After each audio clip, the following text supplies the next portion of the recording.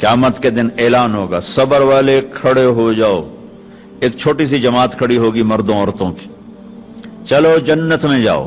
اب اللہ ان کو نا ہائی لائٹ کرنا چاہتے ہیں، تو آگے فرشتے بیریئر پہ روک لیں گے، بھائی روکو بھائی، اب لوگ کہاں جا رہے ہیں؟ جنت میں جا رہے ہیں، اور کہاں جا رہے ہیں؟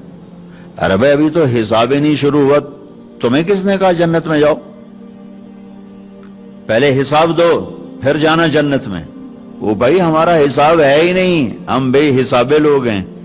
ارے آپ کون لوگ ہیں؟ اب فرشتوں میں ان میں مکالمہ ہو رہا ہے، ارے بھائی آپ کون لوگ؟ اب سارا میدان سن رہا ہے، اب کون لوگ ہیں؟ وہ کہیں کہ جانتے نہیں ہو، ہم صبر والے ہیں، صبر والے ہیں۔ ہو اچھا بھائی بیریئر ہٹاؤ، بیریئر ہٹاؤ۔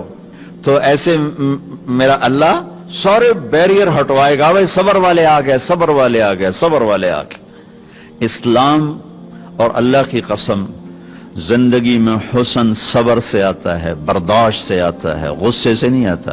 اگر آخر آپ کی فیملی ہے، آپ گھروں والے ہیں، آپ دفتر والے ہیں، اگر اپنے گھروں میں خوشیاں دیکھنا چاہتے ہیں تو اپنے اخلاق ٹھیک کر لیں، برداشت کرنا سیکھ لیں، معاف کرنا سیکھ۔ یہ دو وہ صفات ہیں جس پر آپ کا گھر آباد، آپ کے بچے خوش، آپ کی بیوی خوش، بیوی کا خامند خوش، بہن بھائی خوش، ماں باپ خوش۔ جب برداشت نکل جاتی ہے تو سارا معاشرہ ایک آگ میں آ جاتا ہے، ایک آگ لگ جاتی۔ اور میرے نبی نے فرمایا ایمان کیا ہے؟ صبر کرنا اور معاف کرنا۔ آپ کھانا کھا رہے ہیں، ایک طوائف گزری، اس نے آپ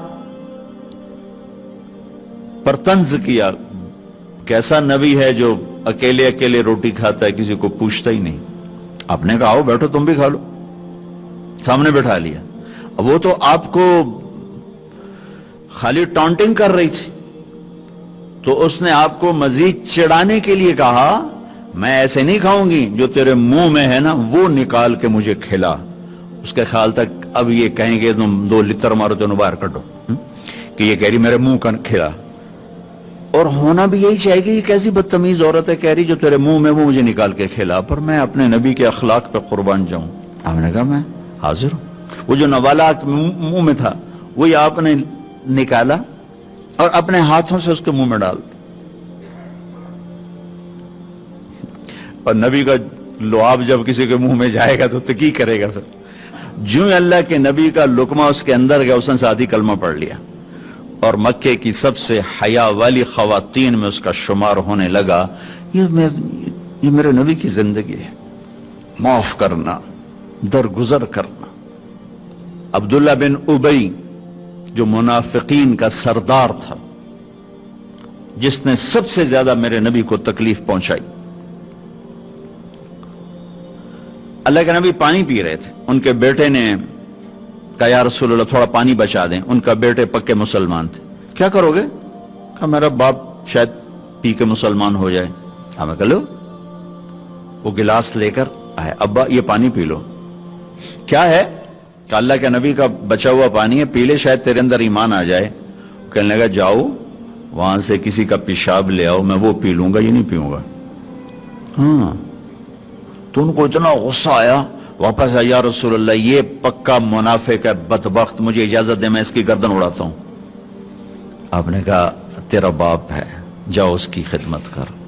ہمارا اسلام صرف نماز روزے تک آ گیا، بس حج عمرہ نماز، حج عمرہ نماز، ذکر تلاوت بہت اعلیٰ چیز ہے، اللہ کا شکر ہے۔ بعض ملک ایسے ہیں بیچاروں کو پتہ نہیں نماز کیا ہے۔ نماز تو ہمارے دین کی بنیادی عبادت ہے۔ من حدمہا فقد حدم الدین، جس نے نماز کو چھوڑا اس نے پورے دین کو تباہ و برباد کر دیا۔ من اقامہا فقد اقام الدین، جس نے نماز کو قائم کیا اس نے پورے دین کو قائم کیا۔ پہلا سوال تھا اسلام کیا ہے؟ اطعام الطعام وطیب الکلام، میٹھا بول۔ ایمان کیا ہے؟ معاف کرنا اور صبر۔ اب تیسرا سوال، یا رسول اللہ ای الاسلام افضل، سب سے اعلیٰ درجے کا اسلام کیا ہے؟ اللہ اکبر، کتنے اسلام کے خوبصورت اعمال ہیں، نماز، روزہ، تہجد، تبلیغ، ذکر، تلاوت، حج، عمرے، جہاد، کتنا کچھ ہے۔ آپ نے فرمایا من سلم المسلمون من لسانہ و یدہ، جو ہاتھ اور زبان سے کسی کو تکلیف نہ پہنچائے وہ سب سے اعلیٰ درجے کا مسلمان۔ سب سے اعلیٰ درجے کا اسلام کیا ہے؟ کہ ہاتھ اور زبان سے کسی کو تکلیف نہ پہنچو۔ زندگی بھر میرے نبی نے کسی کو تھپڑ نہیں مارا، کسی کو زبان سے ایسا جملہ نہیں فرمایا جس سے وہ کہے جی میرا دل ٹوٹ گیا، میرا دل توڑ دے، کیونکہ زبان کا بول ایسی بلا ہے کہ نبی کے بھی جگر کے پار ہو جاتے۔